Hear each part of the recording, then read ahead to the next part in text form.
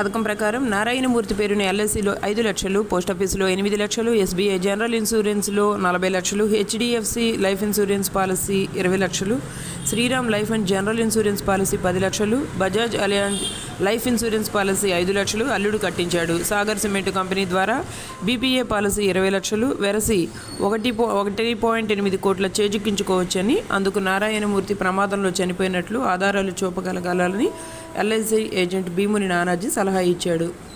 గురు Narayanamurthy Sagar cement కంపెనీలో రోజువారీ కూలీగా పనిచేస్తున్నారు. ఆయనకు భార్య సూర్యలక్ష్మి ఉన్నారు. రోజు మాదిరిగానే ఈ నెల 8న మధ్యాహ్నం విధులకు హాజరై రాత్రి 10 గంటల సమయంలో మోటార్ సైకిల్పై తిరిగి వస్తుండగా వారిపై దాడి చేశారు. తన అప్పులు తీర్చుకునేందుకు ఓ పథకం ప్రకారం మామ పేరిట 7-8 సంస్థల్లో లైఫ్ ఇన్సూరెన్స్ పాలసీలు కట్టించాడు అతడి అల్లుడు. దీంతో నలుగురు కలిసి అతడిని హతమార్చి ప్రమాదంగా చిత్రీకరించారు. అల్లుడితో పాటు మిగిలిన ముగ్గురిని అరెస్ట్ చేశారు.